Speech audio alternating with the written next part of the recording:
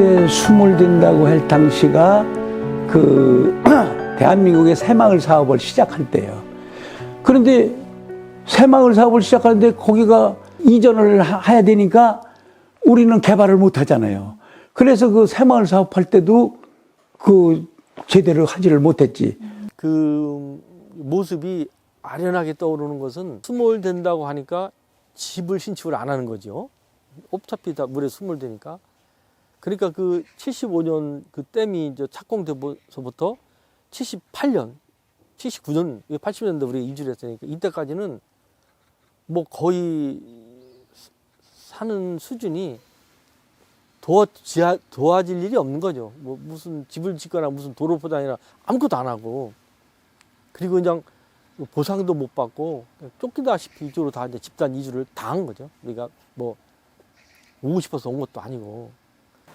그때 물 들어올 때 뭐 진짜 참 내 집이 물에 다 파묻힌다, 내 동네가 다 물에 다 파묻힌다니까 그걸 보면은 서글프지. 응?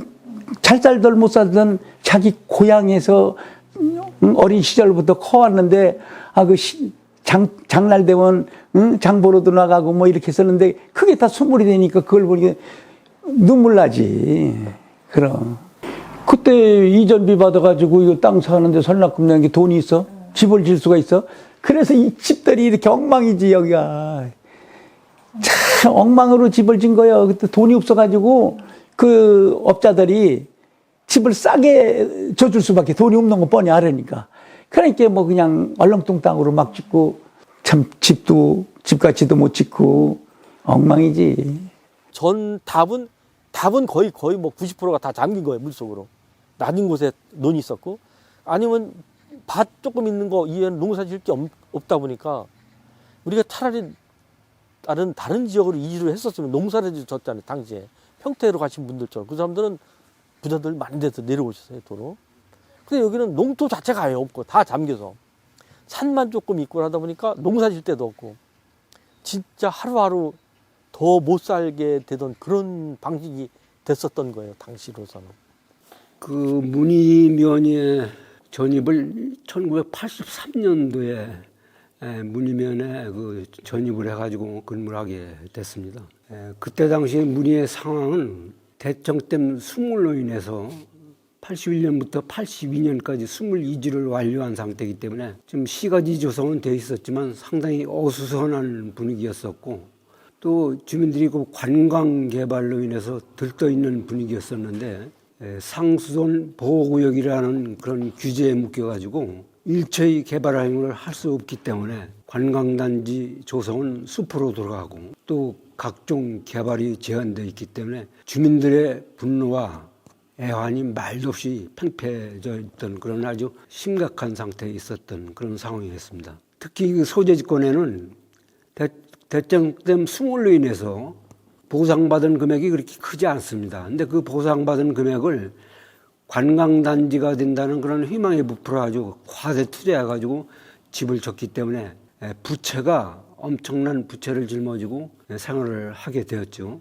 그런데 이제 각종 규제 이것이 모든 것이 숲으로 들어가니까 빚만 늘어가고 또 생활 대책도 안 되고 또 일자리도 없고 그래가지고 주민들의 분노와 또 애환, 슬픔을 이루 말할 수 이렇게 커갔던 그런 상황이 됐습니다. 당시에 이주하셨던 그 세대, 1세대 분들은 엄청나게 고생하셨어요. 생각을 해봐도 이 물 먹고 뭐 어떤 기반이 없는 거예요. 아예 농사 자체가 다 없어지고 나니까 농사만 짓던 분들이 뭐 관광지 만들어준다고 또 집은 다 져서 빚들은 또 엄청나게 많이 졌고 다 빚진 거예요. 다 여기 있는 사람들 똑같이. 당시 우리 집도 1,000만 원 정도 됐다고 그래요, 우리 아버님 말씀에 의하면. 그러니까 그 1,000만 원을 내비두면 아들이 맡게 되니까 그 평생을 빚 다 갚다가 돌아가신 분들이 대반이에요.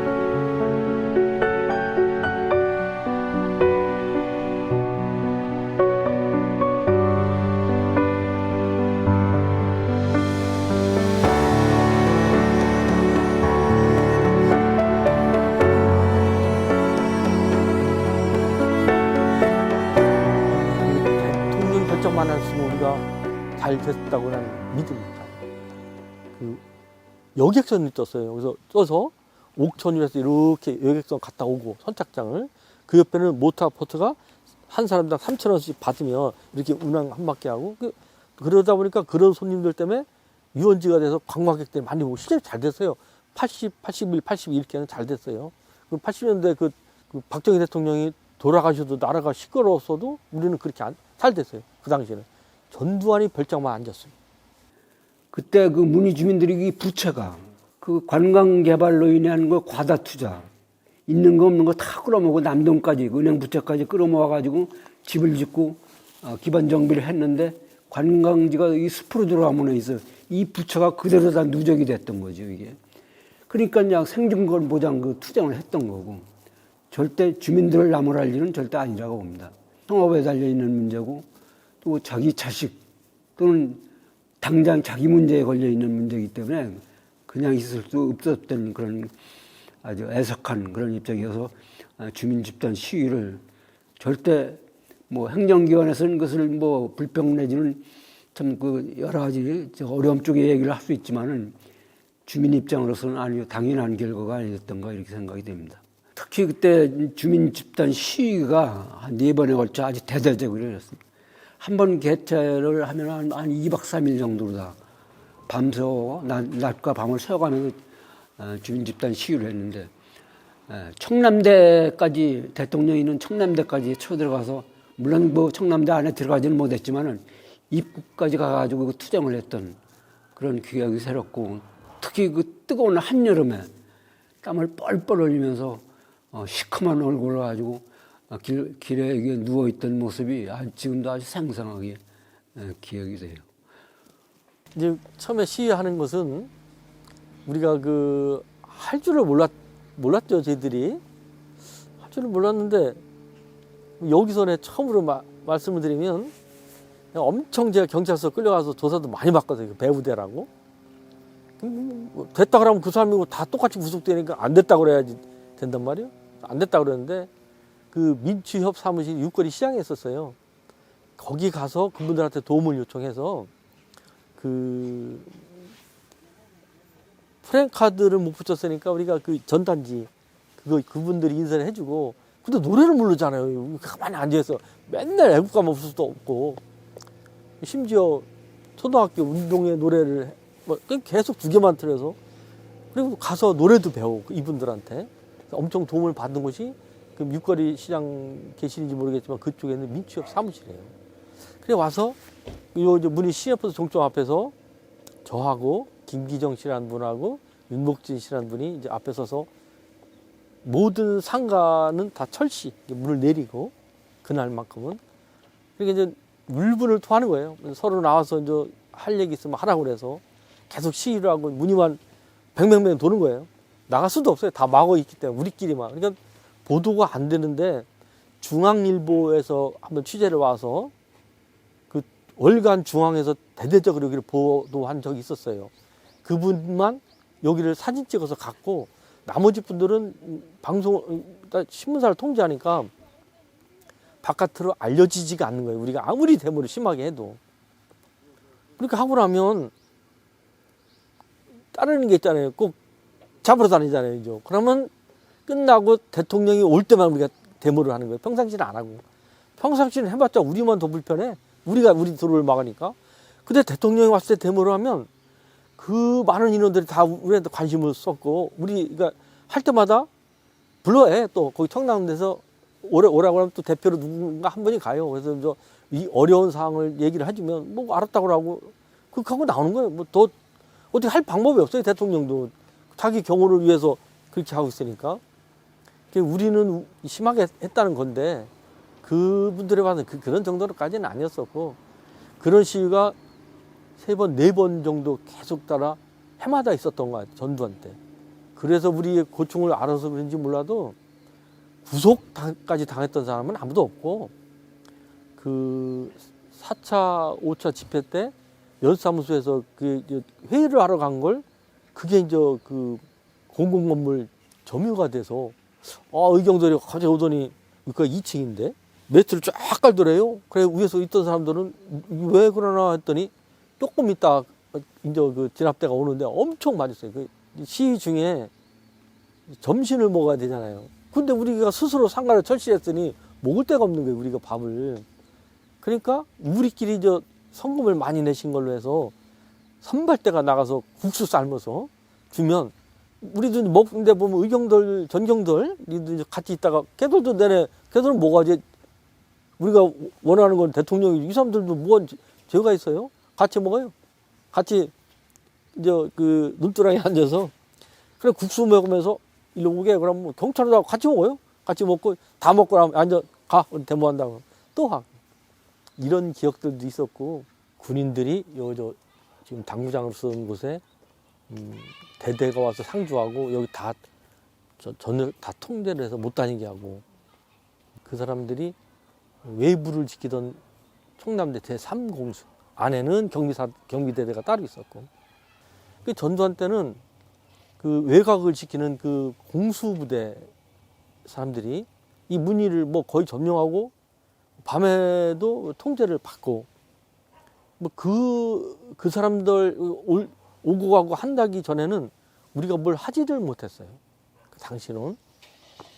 그래서 그때는 뭐 여기 사람들은 다 대통령이 오니까 그러려니 했는데 이게 지속적으로 계속 반복이 되고 김영삼 대통령 때도 되고 심지어 김대중 대통령도 거기를 다 쓰셨어요. 5년을 다 채우고 그 후에 노무현 대통령이 되셔서 하룻밤 주무시고 그리고 이 충청북 도에다 이렇게 환원시켜 주신 거거든요. 이 이전까지는 뭐 누구래 것 먹고 다 대통령이란 그 아주 그냥 고유명사 이 사람을 보호하기 위해서 이 문의가 당했던 그 핍박은 뭐 이루 말할 수가 없어요. 뭐 나열할 수도 없을 정도로. 그러니까 아무것도 안 되는 거예요. 아무것도 여기서는. 주민들이 고생 많이 했지. 예, 참 고생 많았지. 그래갖고 여기 올라와갖고 먹고 살기는 어려운 데다가 어린애들 학교를 못 보내잖아요. 학비가 없잖아요. 그러니까 여기 젊은이들이 그냥 들고 일어나갖고 장학금 학비 달라. 어? 애들 학교를 보내야 되는데 집집마다 돈이 없다. 돈이 없었지. 집도 못 짓고 그러니까. 그래갖고 그냥 한 달 정도로 그냥 매일 스스로 나오는 거예요. 주민들이. 그래서 이거 애들 학교 가게 장학금을 만들어라 그래갖고 군에서 이거를 10억을 만드는데 군에서도 그 10억 만드는 게 돈이 없어가지고 군에도 돈이 없을 때니까 군에서 조금 만들고 시에서 조금 만들고 도에서 조금 주고 뭐 이렇게 해갖고 만드는 게 10억이요. 그때 그래 문희 장학금 10억을 그렇게 만드는 거예요. 많은 그 애원이 있었지만은 또 나름대로 또 큰 그 주민들을 위한 그 대책도 세워졌습니다. 예를 들면 문희의 그 장학금 제도. 그때 당시는 문희의 그 소재 사람들 22주민은 자식이 태어나면 100%까지 대학을 갈 수 있는 장학금을 전액 장학금을 해줬습니다. 이게 그런 게 하나의 큰 성과였고요. 저 청남대라는 게 처음부터 안 들어왔으면 참 우리 행복하게 살았을 텐데 그나마 그래도 늦게라도 청남대가 개방이 돼서 그나마 취업을 할 수 있어서 참 그것은 다행인 거예요. 노무현 대통령 시절에 일주일에 2-3번씩 청남대를 1년을 내가 꼬박 다녔어요. 여기 주민 몇 사람하고. 그래가지고 청남대를 개방을 해달라. 그래서 이제 개방을 해준다. 청남대 개방하신 노무현 대통령님은 너무 잘하신 거예요. 저거는 우리의 마음을 알고 하신 거고 전두환은 그 반대였던 거예요. 지금 생각해보면. 청남대 개방되고 나서는 진짜로 지금 그 이후로는 뭐 불과 얼마 안 됐지만은 훨씬 나아진 거예요. 이 직장을 가질 수 있고 돈을 벌 수가 있어서 가장 역할이 가능해지는 거예요. 그 이후부터는. 그런데 그것이 개방됐다 그래서 근본적인 상수원 보호구역이 해제되지 않는 한 더 나아지기를 기대하는 것 자체가 좀 힘든 거고 10여 년 됐나? 방송에서 나오는 거예요. 문희면을 상수원 보호구역이었어요, 여기가. 근데 여기서 사람이 제일 많이 거의 천여 가구가 산다 보니까 아무래도 배출이 많이 되다 보니까 뭐 물이 절리 들어가고 저 물을 마시는 분은 세종시 사람들이란 말이에요. 그러니까 자꾸 되니까 여기를 묻기 위해서 수질환경 보전지역으로 다시 재차 한번 지정을 된 것이에요. 지금 여기 우리가 있는 자리는 상수원 보호구역은 아닌데 수질환경 보전지역으로 묶여 있어서 그 묶인 이후에는 음숙 허가 자체가 다 오폐수를 만들어야만 나는 거예요. 문의가 발전된다는 거는 근원적으로 태생 자체가 상수원 보호구역으로 지정되고 나서 왔기 때문에 우리 자체 내기로는 할 수가 없다고 봐요. 국가에서 도움 주는 것도 어떻게 할 방법이 없는 거예요. 우리가